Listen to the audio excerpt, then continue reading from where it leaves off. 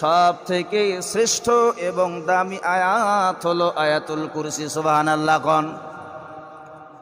এই আয়াতুল কুরসির মধ্যে ইসমে আজম রয়েছে। কি রয়েছে? ইসমে আজম।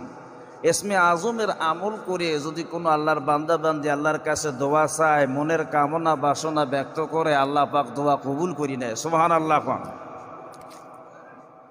এই ইসমে আজম আয়াতুল কুরসির মধ্যে আছে। বহু হাদিস এবং আয়াতে ইসমে আজম রয়েছে। অনেক উলামায়ে কেরাম মত প্রকাশ করেছে, বিভিন্ন মত রয়েছে। তার মধ্যে কুরআনুল কারীমের সূরা বাকারার 163 নম্বর আয়াত, মনে রাখবেন, সূরা বাকারার 163 নম্বর আয়াত। এরপরে সূরা আলে ইমরানের 2 নম্বর আয়াত। এরপরে সূরা তাহার 111 নম্বর আয়াত।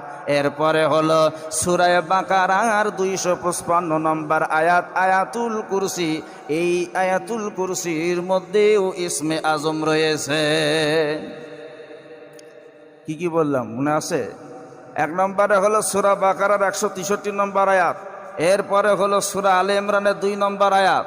এরপরে হলো সূরা তাহার 111 নম্বর আয়াত, সূরা বাকারার 255 নম্বর আয়াত। এই 4টা আয়াতের মধ্যে ইসমে আজম রয়েছে। সুবহানাল্লাহ কোন। মনে থাকবে?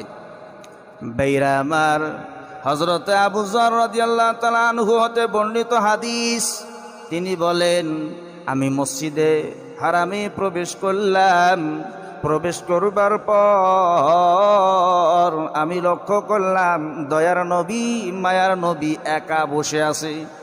আল্লাহর নবীর কাছে আমি চলে গেলাম এই সুযোগে।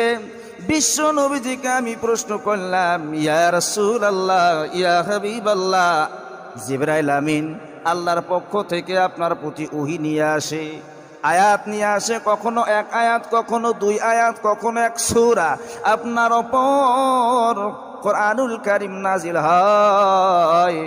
ও নবীজি, আপনার কাছে আমি জানতে চাই, এতগুলি যে আয়াত আপনার ওপর নাজিল হয়, তার মধ্যে সবচেয়ে শ্রেষ্ঠ এবং দামি আয়াত কোনটি?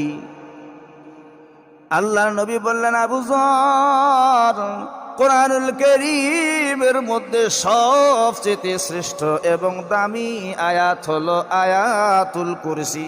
সুবহানাল্লাহ কোন। কুরআনুল কারীমের 4 ভাগের 1 ভাগ বলা হয়েছে আয়াতুল কুরসিকে। গোটা কোরআন শরীফকে 4টে ভাগ করে 1টা ভাগ বলা হয়েছে আয়াতুল কুরসি। কত বড় গুরুত্বপূর্ণ একটি আয়াত, এটা মুখস্থ করে রাখবেন।